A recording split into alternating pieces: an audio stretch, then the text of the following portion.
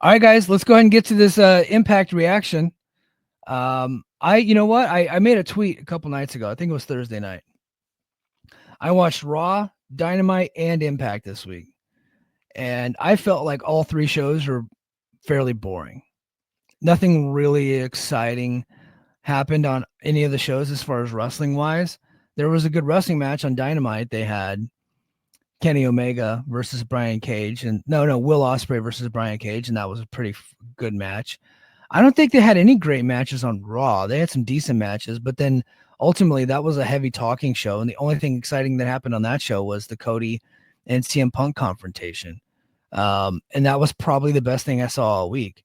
Now I didn't watch SmackDown last night. I know that CM Punk and Kevin Owens had a confrontation, so I'll probably check that out at some point because there's like real life heat there, and that's pretty interesting. But this week's Impact, man, like last week's live Impact was so fun and so good. It felt like there was a new energy in the show, and then you go to this week, there's less people there. Like a lot of people walked out after the live taping. They weren't as hot. They still got into some stuff, but they weren't as hot. They did have a couple good wrestling matches, so that's good.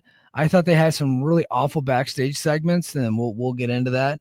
And then of course they opened up like every Raw does with like a 20-minute talking segment. So I thought I thought we went a little backwards this week. Now they could pick it up next week. They could pick it up, but we really went backwards. So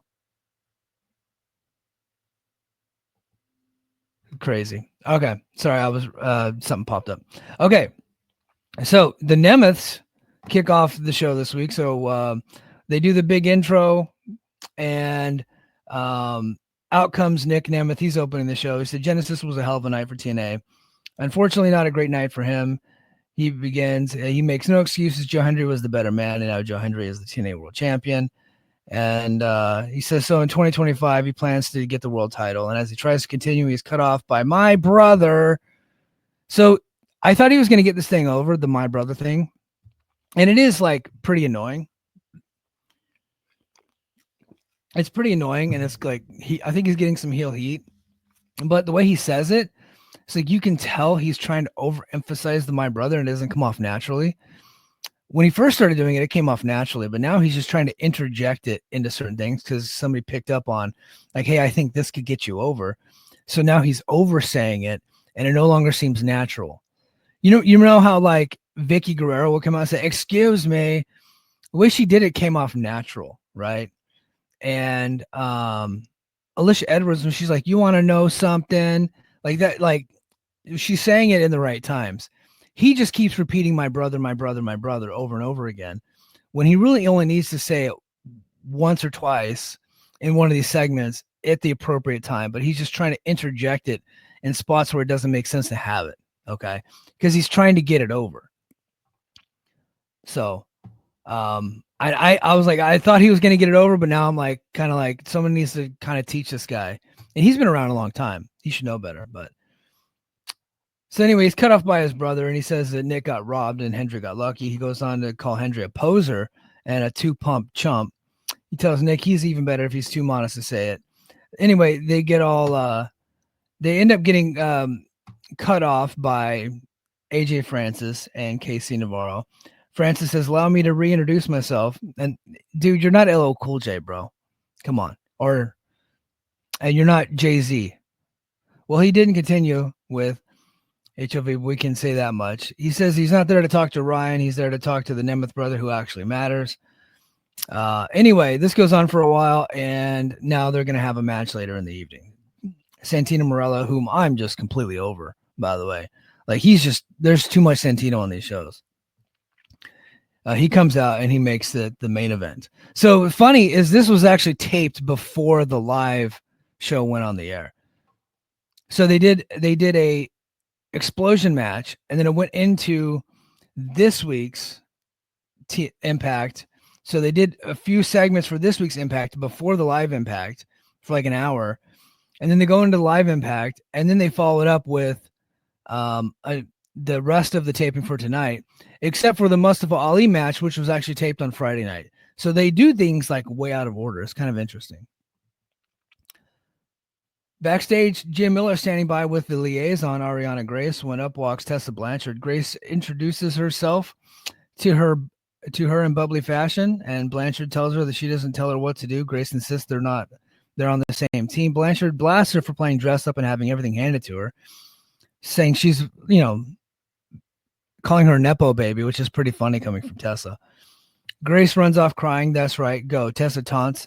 She then tells Gia she's not needed, punks her, takes her microphone. Tessa Blanchard answers to nobody. So they're really leaning in on the fact that she's a bully. They're just going in on it. We'll see if it works. But they took some heat on social media. And one girl was like, on social media was like, keep her away from our TNA girl, our NXT girls. We don't need her. So she's kind of getting worked. And then someone replied to her saying, well, she's the Logan Paul of TNA.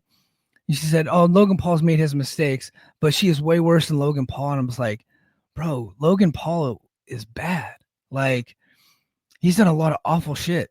He went into Japan and filmed dead bodies fresh after suicide and was like laughing about it. He's not even allowed in that country anymore. And you're saying Tessa's worse than that? Yo, people got their priorities out of whack, dude. Out of whack. But clearly Tessa is really leaning into this, like, I'm a bully type thing. We'll see how it works out. Cora Jade then comes out. She defeated Hyan, or Hyan. I think that's how they pronounce her name. That was essentially a squash match. That was disappointing. We didn't really get to see what Cora Jade is made of. So if you're not an NXT watcher, and I am not, you didn't really get to see what she was made of. But it looks like she's going to be wrestling Xia Brookside coming up. So the squashes her. Essentially, Jade beats Hyan down for some more afterwards, prompting Xia Brookside to run out for the save. Jade pretends to run off. And as Brookside turns to check on Hyan, Jade returns to the ring behind her and hits Brookside with the Jaded. Jade is standing tall, admiring her dastardly deeds. When the theme for Slamovich hits, the TNA Knockouts champion runs to the ring, and this time Jade runs off for real, stopping briefly to wear Masha's cowboy hat. I don't think that was it Masha's? It might have been Zaya's, and taunt her from the ramp. So I think we'll see her versus Xia Brookside. I'm pretty sure that we're going to get Masha versus Cora Jade at NXT's Vengeance Day. So, man, I feel bad for this Masha. She is very clearly the best wrestler in the ring. It's like her and Tessa are like the top two, and then everybody else kind of is like okay. She's got nobody that can keep up with her in this division, and they're going to try to keep her and Tessa apart. So now she's going to be wrestling kind of like mid to lower level wrestlers. So they really need to upgrade this roster. They got this Battle Royal coming up next week, and that is the most pathetic Battle Royal I've ever seen. There's like no stars in that match. It's kind of sad. There's like 8 people, and none of them are stars. It's tough, man. It's Knockouts division. They really got to sign some people. Nixon Newell, free agent. So is Indy Hartwell. But Nixon Newell, free agent. Indy Hartwell. But Nixon Newell should be on this roster hopefully soon. They're coming up by February 20th. I'm hoping that it's been announced that she's signed. Okay. G. Miller is now standing by with Wesley, Tyreek, and Tyson. Lee guesses the question is why, in reference to his actions towards his former partners, the Rascals. He talks about his goal of being NXT champion and mentions how Tyreek and Tyson are after tag team gold. Lee says it all starts tonight when he takes out the resident magician that y'all have, Ace Austin, and then they walk out. So there you go. When the show returns, Ash and Heather by Elegance with George Iceman serve Santino with papers from their lawyers. George complains that the Knockouts tag team title match from Genesis and demands justice. This was so bad. This is probably one of the worst segments in pro wrestling history. Santino tells them to relax and announces a battle royal for next week where the winner earns a Knockouts title bout. He says they're both in it, and these two who walk up. So as are these two who walk up, Spitfire. So Spitfire comes up, and then it gets even worse from here. A fracas happens, and everybody leaves. Who cares? Anyway, they're all in the battle royal. Fuck, what a terrible segment. Back inside the Impact Zone, the system themed hit, and out comes the entire group. Brian Myers advertised match. So it's Brian Myers, with Moose, Eddie Edwards, JDC, and Alicia Edwards defeated Leon Slater. Eventually Leon's going to have to get some wins here before this storyline starts to go off the rails. I know what they're doing. He's wrestling all these veterans, and they're beating him by cheating. And eventually he's going to get the upper hand, and he's going to start beating all of them, which is going to lead to an eventual title shot versus Moose for the X Division title. I don't know that they have the patience to pull it off. I don't know that it's going to continue. I don't know that it's actually going to be executed, but that is absolutely the story that they're telling. The match was pretty good. Obviously, I had the interference. So Slater hits a single leg drop kick that sends Myers to the floor. Slater plays to the crowd before building up a full head of steam. Once again, he hits a big dive tease, is shut down this time. However, Slater sprints towards the corner and hits a spiraling splash over the ring post to Myers on the floor. On the floor, Slater dodges an attempted attack by Moose and Eddie Edwards before blasting JDC on the ramp or on the apron with a big kick. Alicia Edwards slides one of the system's rings on Myers' hand. And much like MJF, Myers blasts Slater with the behind the ref's back, and then he hits the roster cut lariat and gets the victory. And then backstage, Mr. 23 himself, Mance Warner, is shown walking and talking with Steph DeLander, who still has the Digital Media Championship. Out of nowhere, Sami Callihan attacks Warner from behind, and Hannafin says, "We'll hear from Callihan next." Then we go backstage again. Man, a lot of backstage stuff tonight, or on this episode. The show returns. Leon Slater is being mocked by Frankie Kazarian, and then the System come in and do the same. And then the Hardys finally come up and defend Slater. So now we got a trios match coming up. So there you go. And then Sami Callihan and Mance Warner, they brawl. So I really do think that this is going to be good for Sami to have this feud with Mance Warner. I really wish they would have let Mance have cut a full promo. Like, he can actually promo. He's a really good promo. And I remember his babyface promos. I'm not really too familiar with his heel work, but I know that the guy can cut promos. He's like an old school Southern wrestler, which I like that about him. So I mean, he's the Southern psychopath, right? So he's got a good gimmick. I think it's going to work in TNA. I really do. Just nobody knows who he is just yet. So they got to really let his personality shine through. He's got the great facials. Obviously the look, he kind of looks kind of like trailer parky. Maybe that's why I like him so much, but that's his gimmick, right? And so him and Sami Callihan are going to have probably an eventual death match, but anyway, they ended up, we're going to hear from Sami Callihan, but instead we see him as he emerges from the production area next to the entrance area, still brawling with Mance Warner. Callihan beats Warner down at ringside, throws him in the ring. He grabs a baseball bat and heads to the ring with it. And then, of course, they got to talk about the time he hit Eddie Edwards in the eye with a baseball bat. He gets distracted by Steph DeLander. Callihan reaches over to deal with DeLander, who throws Warner the belt, and Warner blasts Callihan with it. DeLander holds Callahan's lifeless head up, and Warner charges at him and blasts him with a knee strike and taunts Callihan, and then makes out with DeLander as the crowd boos. So there you go. We go to the back again. so a lot of backstage stuff. That's why I was like, there wasn't a ton of action on this show. It was a lot of skits and interviews. When the show returns, so they go to commercial, the show returns, Eric Young and Steve Macklin are talking backstage. Macklin warns Young about aligning himself with Josh Alexander. He says he's not going to say, "I told you so." He walks off. Young says it'll be fine. I called this whole thing, by the way. Called it from the beginning. All right, now we get to another match, finally. It has been a while. The last match we had Edward or Myers and JDC, and then a bunch of skits, a brawl, and then now another skit. Now we're getting back to a match. Mustafa Ali and Laredo Kid had a really good match. Should they have had a good match? Laredo Kid's a J-word on this show. He loses a lot. And Mustafa Ali is kind of one of your top stars. You're pushing towards the championship. And he had a really good match with Laredo Kid and was cheating during the match. And the match was awesome. But it's like, you guys really, like, if you want us to take Laredo Kid seriously and have these really good matches, you guys are going to have to treat him with some dignity and respect, which you don't do. He loses every week. Eventually, you're going to have to get behind this guy or let him go, right? Or he's going to have to be standing in the ring on Saturday at 6:05 when the star comes out to beat him, right? Because that's kind of what he is. Glorified jobber, this guy. And he's a great wrestler. You guys totally fucking ruined him. He's great. Never showed this guy any respect. But anyway. Anyway, Ollie's arguing with the referee and he gets rolled up from behind by Kid, who gets a close 2 count. Ollie blasts Kid with a loud open hand chop. Kid answers back with one of his own. With Ollie on the floor, Kid hits a tope. That was badass tope, by the way. He knocked him into the barricade, and then the barricade slanted at some children. It was a good visual. I hope those kids are okay. On the floor, Ollie grabs and tears the kid's mask while also hitting him with a thumb to the eye. Kid answers back with a Boss Rutan style palm strike. Ollie, Boss Rutan legend, by the way. Ollie fights back and hits Cradle DDT off the apron onto the floor in the ring. Ollie immediately heads to the top rope, and it's a 450 splash for the win. So there you go. Really good match. Okay, let's get to the Must of Ali story. I meant to talk about this at the top of the show, but I got distracted.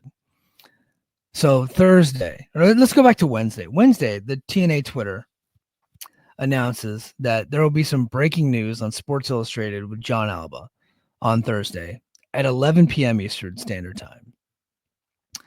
And then, of course, the TNA hardcores start going crazy. Is this going to be a new TV deal? Is this going to be a major new signing? Oh, it's going to be Nixon Newell. She's a free agent. Oh, it's going to be Indy Hartwell. She's a free agent. It's going to be Baron Corbin. It's going to be this, and that. Oh, it's going to be a new U.S. distribution deal. I think Gerard was like, it's going to be a UK deal. And I said, lower your expectations. This is not going to be a big deal. And in fact, I was right. What it was they announced that Mustafa Ali had signed with the company. 7 days after he had announced that he had signed with the company, TNA broke the news 7 days later on Sports Illustrated that yes, in fact, what he was saying is true. What a bunch of fucking numbskulls these people are. It's like, what do you like? How dumb can you be? How dumb can you be? That was such a bad idea. That is unfathomable how they would think that that's okay. They tease people for 24 hours and it turns out it was dog shit. That's why I'm like, never take one of their surprises seriously. Never again. Don't ever do it. I'm always going to be the guy that's like, lower your expectations. One day they might surprise you and it's going to be a good surprise. But for the most part, it's fucking Earl Hebner and it's Mustafa Ali signing a contract 7 days after he announced that he had signed a contract. Right. Re-breaking news. And John Alba, you should be ashamed of yourself for even putting that out there. I know you have a job and you're working for Sports Illustrated, and Sports Illustrated is a fucking mark website for sports. And they don't really fucking care about pro wrestling. But you should not have been a part of that. You should be better than that. He's the guy that touts his Emmys. He's got like local sports Emmys, and he fancies himself a legit journalist. What you did yesterday or Thursday was not legit journalism. That was dog shit PR, and you fucking fell for it, and you should be ashamed of yourself. Anyway, show returns and Ali backstage again with security. He gets confronted by Mike Santana. Santana says they can handle this like men after the disrespect Ali showed him at TNA Genesis. Ali said that he just had a grueling match. He says he knows a supporter of his campaign who might be interested and walks off.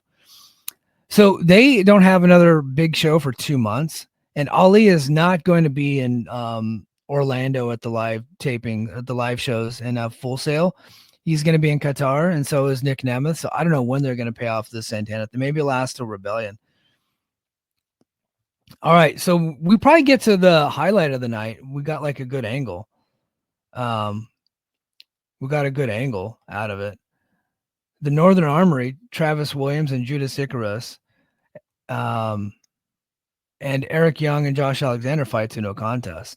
So the match starts off with Josh Alexander kind of fighting Northern Armory. They kept tagging in and out. Josh was taking the brunt of everything. And then he goes to make it the tag to Eric Young. Eric Young comes in, looks at the Northern Armory, turns around and just blasts Josh Alexander, turns heel. All three men jump him. It's exactly as I said it was going to happen, and it was perfect. I thought it worked out well. Eric Young's a really good heel. Hopefully this means the end of the Eric Young's rah-rah speeches before shows. They kick his ass really bad. Young does a slow horror movie style evil turn and flashes the equally evil smirk to the crowd after a long glare. Meanwhile, Icarus and Williams are beating the crap out of a lifeless Alexander as Young directs traffic. Young finishes Alexander off with a jumping pile driver, and then the show heads to another break. I thought that was a great angle.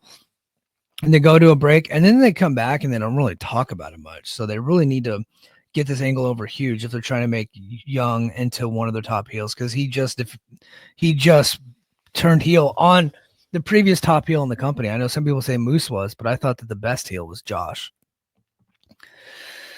And then we go to the next match. Wesley defeats Ace Austin with via cheating, but it was a pretty good match. Honestly, I thought they could do more, and I think if given more time and on pay-per-view, they could. But it was, I mean, these two great wrestlers. Except for Ace Austin went for his Fosbury flop, the Sword of Glory, and he almost killed himself. He didn't hit it right. In fact, the people on the outside had to go run into the flop for him so he wouldn't die. But Austin calls for his finisher, but as he waits for Lee to get up, Tyson and Tyreek run out. Austin sees them coming and meets them at the end of the ramp from the apron. He hits a couple of kicks and then builds a head of steam for a Fosbury flop, and he almost landed on his head. Back in the ring, Austin looks to springboard off the ropes from the apron. When Tyson and Tyreek get involved again from the floor, this distraction allows Lee to blast an unsuspecting Austin with his finisher for the win. The NXT trio attack Ace Austin afterwards. The Rascals run out to make the save, and then the show heads into another commercial break.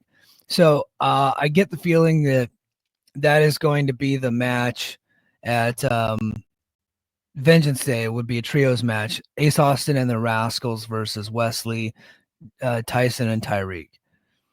We get an advertisement for Joe Henry concert, and then another TNA Full Sail University commercial. They're really pushing that TNA Full Sail. And then we go to the main event, and I thought the main event was really good. I liked the match. First Class is an underrated tag team. The only really bad wrestler in the match is Ryan Nemeth, but that's kind of his gimmick now. It's like he sucks. like he can do all the moves, but like his gimmick is he's not as good as his brother, and that's kind of a funny gimmick. But it's weird because he's a heel, his brother's a babyface, so the dynamic's a little weird. But the crowd was into it, and I thought First Class, eventually they're gonna have to get behind First Class, because they're a really good team. And I did see that Rich Swann rejoined them last night at an indie show. I hope that they bring him back and he becomes a part of the act again. But so Ryan makes a much needed hot tag to Nick, who comes into the ring with a ton of energy off the hot tag, immediately shifting the offensive momentum back in his team's favor. He hits the Jerry Lawler. This is funny. The Jerry Lawler heart attack special. So the rapid elbow spot, so he legitimately did that to Jerry Lawler, and that's when Jerry Lawler had his heart attack on the air and died. He killed Jerry Lawler at one point. And they were able to bring him back to life, and he's still doing the spot. It's kind of crazy. Ryan also hits the ring and takes care of Francis, while Navarro surprises Nick with a roll-up in the ring for a close 2 count. Navarro blasts Nick with a big super kick for another close pin attempt. Seconds later, Nick fights back and hits the famouser on Navarro. Ryan tags himself in. Just as Nick hits the danger zone, Ryan steals the pin and over-celebrates as Nick watches in disbelief. Francis eventually carries Navarro like a baby to the back. And that was the end of the show.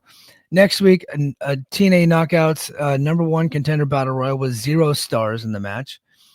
Leon Slater and the Hardys versus Moose, JDC, and Eddie Edwards. Mike Santana versus Matt Cardona. And then Joe Hendry is in concert next week. So there we go. That is the TNA report, the TNA Impact reaction. Good stuff.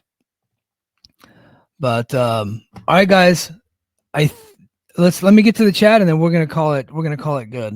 We do want to get to the chat. Billy says Mansor's heel promos are great too. He taunts the crowd like old school heels. Yeah, he kind of like Mance Warner would fit right into like Smoky Mountain Wrestling. I know Jim Cornette probably hates Mance Warner, but he absolutely would have booked Mance back in the day because of his brawls. He would have just told him, don't do any deathmatch shit, right? Don't do any garbage type deathmatch shit. Do like legit brawls. And he could do that. He's that good. I like Mance.